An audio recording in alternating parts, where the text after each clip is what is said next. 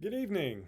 Welcome to our time of Bible study tonight. It is a beautiful summer day and it is a great time for us to connect and to study God's Word. Before we get started, I want to just remind you of a couple folks we need to continue to pray for. One is Bill Hendrick, who had surgery last week and he's recovering nicely. And also, the Pettits have apparently put a couple better days in a row in their recovery from the coronavirus over in North Carolina. But we need to continue to pray for them.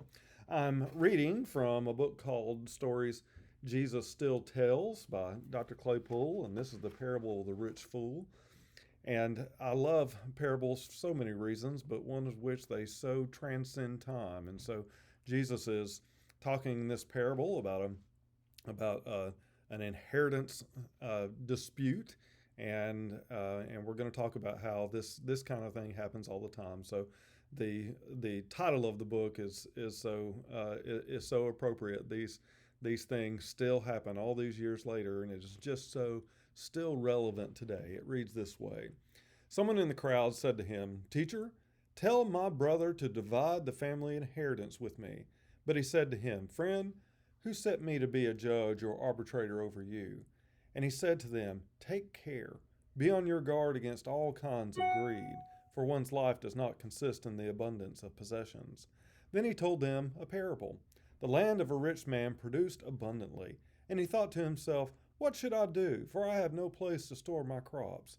Then he said, "I will do this. I will pull down my barns and build larger ones, and there I will store all my grain and my goods. And I will say to my soul, Soul, you have ample goods laid up for many years. Relax, eat, drink, and be merry." But God said to him, "You fool, this very night your life is being demanded of you, and the things you have prepared, whose will they be? So it is with those who store up treasures for themselves, but are not rich toward God." Well, the author begins by saying, if you look deeply at the stories of Jesus, you will not encounter the kind of verbal abstractions, things that go over our head. Instead, his parables and his stories invariably touch us where we live and what we experience.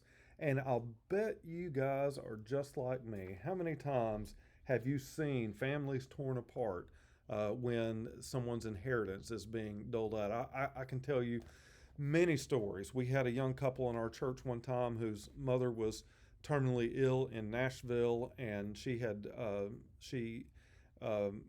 only been married for about 4 years, and on her deathbed, her husband of 4 years downloaded a will off the internet and took everything away from her children.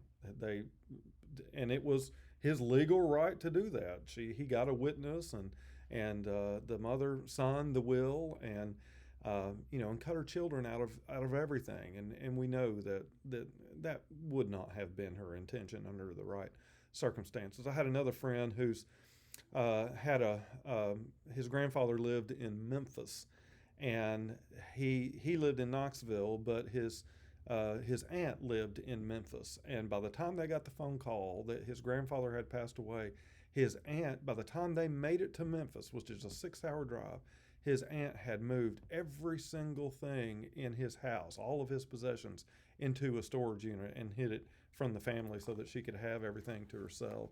I've seen these stories over and over again. And in this story, it's likely that this is one of the younger siblings trying to get the older brother to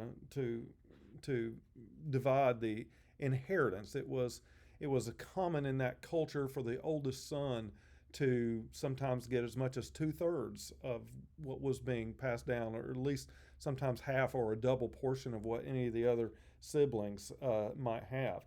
And that idea of the oldest sibling getting the most is really has it's just been in the last couple generations where that did not where that no longer necessarily plays a role. I can tell you in my own family, my grandfather was the oldest son, and the problem was he got disinherited. So all my great uncles had all these great big houses, and lots of money, but not my grandfather. He managed to get himself cut out of all of it.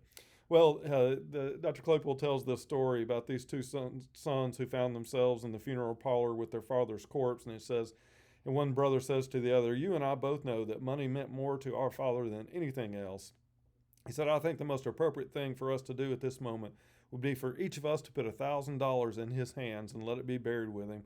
What more apt tribute to pay to him?" And the other said, "Of course that would be appropriate." He says, "But the story goes that later that night, when nobody else was around, the older brother came, took the $1,000, wrote a check for $2,000, and slipped it into his father's hand." I've heard jokes like that over the years. He says, the point is, if you had that kind of older brother in the first century, you'd be looking for somebody like Jesus to intervene in the context in which Luke tells this parable. He says, an older brother must have been dragging his feet when it came to dividing the family inheritance, and a younger sibling is trying to get Jesus involved in the process because there was no court system in that day to handle these kind of conflicts. So what's interesting is that Jesus chooses not to get sucked into this family conflict. And there's 3 occasions where this happens with Jesus, where he refuses to get involved. But the one we would identify with the most is when the woman is caught in the act of adultery, and these men drag her to Jesus and says the law of Moses says that she's to be stoned. How would we hear that? The Bible says that she is supposed to be stoned. What would you say, Jesus? And of course they were testing Jesus, and Jesus does not get involved with it. Instead turns the table and effectively holds up a mirror for them to look at their own sins. And he says, in the same fashion, we find Jesus choosing not to deal with the complaint of the man in this story. His approach was always to reinforce the idea that people should take responsibility for their own actions in their own lives. He says, we are never told to go to God and focus our attention on the offense of others. We need to deal with the log in our own eye rather than the speck in someone else's eye. We best go to God as grateful people or as confessors, not as complainers or accusers. I can tell you, in my family, anytime we went to Dad with some kind of problem, his advice was always to take responsibility for ourselves and to realize that we can only control our own actions and not other people's.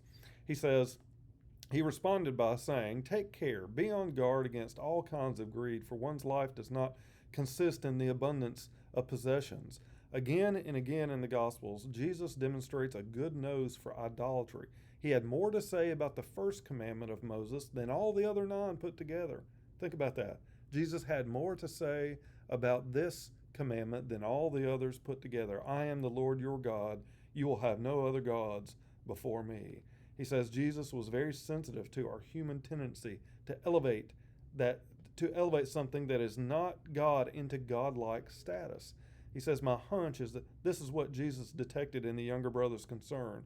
So he proceeded to deal with him far differently than from the way this man had expected Jesus. He says, you see, idolatry is no surface or incidental matter. It can lead to devastating consequences. And we know that to be true. To look for something where it does not exist and the ultimate formula for disappointment. This, in truth, is what we do in an act of idolatry. In other words, we put our faith in something that is not God. And if we do that, then we ultimately suffer terribly from our own consequences. He says his attitude toward the material dimension of life seems to be one of sanity and balance. In other words, Jesus did not say that money is evil, that possessions are evil. He did not take a vow of poverty. He says, for example, and he says proof of this is the fact that Jesus was often accused of being a glutton and a drunkard. Why is that? Because Jesus lived a balanced life. He went to weddings, he went to funerals, he went to parties. He lived life in a balanced kind of way. He never said that simply possessing something was evil in itself. When he was arrested at the end of his life, he was wearing a seamless robe. That was a very valuable garment back in that day, and he obviously had some wealthy friends. That's, in my opinion, where Jesus was able to to fund his ministry by the people who he surrounded him with who had means and who were generous. He says, I think Jesus would say that possessing private property can help individuals in their moral development. He says, think about it. How can you ever become a responsible individual if you never have anything for which to be responsible? If you never let people experience any kind of ownership, all they will ever know is being dependent, like a child. He says we have to have something that is our own in order to learn how to be responsible stewards. He says, when I wrote earlier that Jesus had a good nose for idolatry, I meant that he could sense when someone was expecting too much from a given reality, and he was quick to warn of this mistake. This is what we see him doing here with the man who was so upset about his inheritance. He was calling him to the realization that what a person has does not define who a person is. So he did not label this person as good or bad, but he did call him a fool. Here was a man who was already rich, a farmer whose land had an abundant crop, but he didn't have shelter big enough to put all of his provisions in, and so he thinks that he's just going to keep this all for himself. In other words, instead of looking at what he has and taking the opportunity to be generous, he all of a sudden thinks, how can I keep all of this to myself? And so he said, once I do this, then all my needs are going to be met forever. He wasn't going to have to worry about anything. Now he could eat, drink, and be merry and forget about everything else. He says, it is precisely this kind of person that our culture often singles out as a real success. That is absolutely the case. I never tire talking about how we should not judge ourselves as Christians by what our culture calls success. You think about it, what our culture says is that you are able to surround yourself with things, not just one home, but maybe several homes, and to carve out a better place for yourself in the world. And the reality is, as Christians, we are called to make the world a better place for everybody. We do that out of an abundant sense of generosity that we see that God has had for us. So he says, why did Jesus take this position? Well, he's like, well, there's three possible clues here. First of all, no amount of material wealth can give people security against the uncertainties of our life. To put it simply, things can only do so much. We all have hungers and needs that no amount of wealth can touch. For example, money cannot make another person love or cherish you. How sad is it that so many people make the mistake of marrying for money? He says Jesus affirms that our human hungers are of such a nature that there's only one resource that possesses all we need, and that is the Holy One. If we build our hopes on anything other than the unfailing mercy of God, we will eventually find ourselves so disappointed. A second reason, he says, is that this man had missed the genuine delight that comes from an experience of profound gratitude, from realizing how much he had received that was utterly beyond his deserving.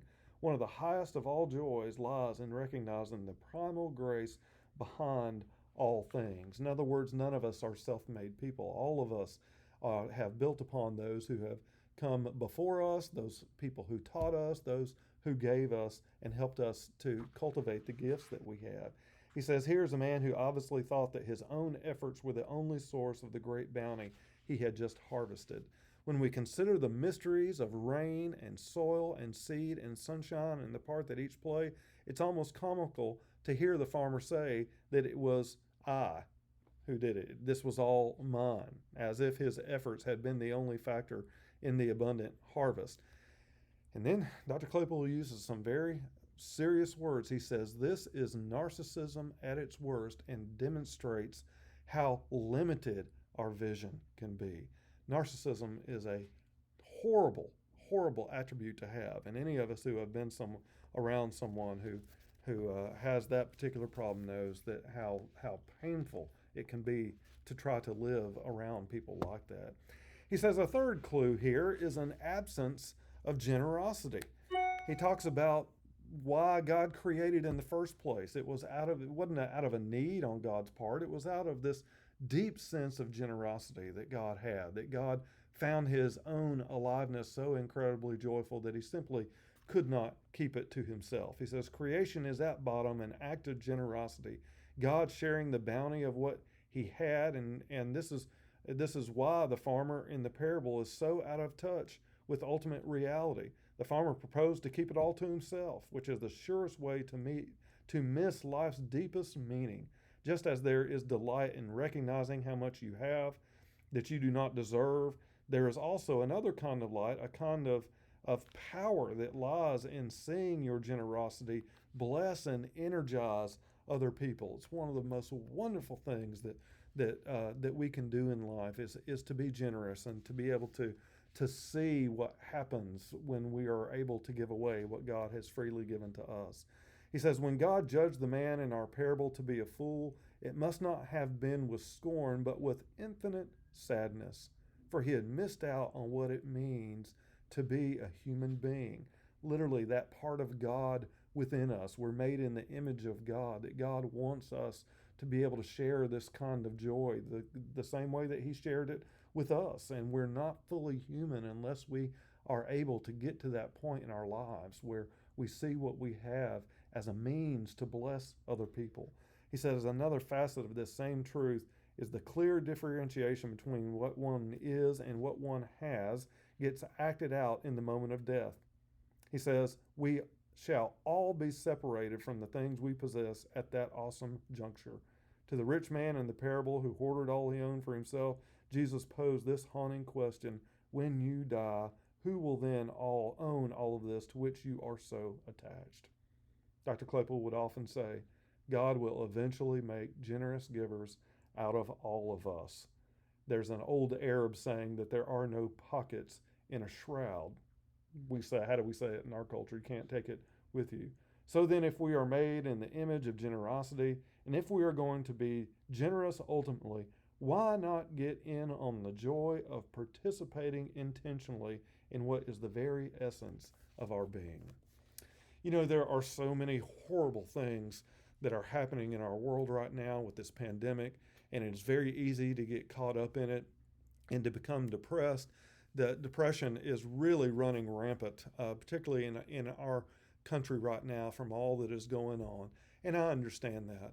But when bad things happen, there is always an opportunity for blessing to come out of it. And I think the one thing that could come out of this pandemic that might be a good thing is for us to use these times as an opportunity to really look at our priorities in life.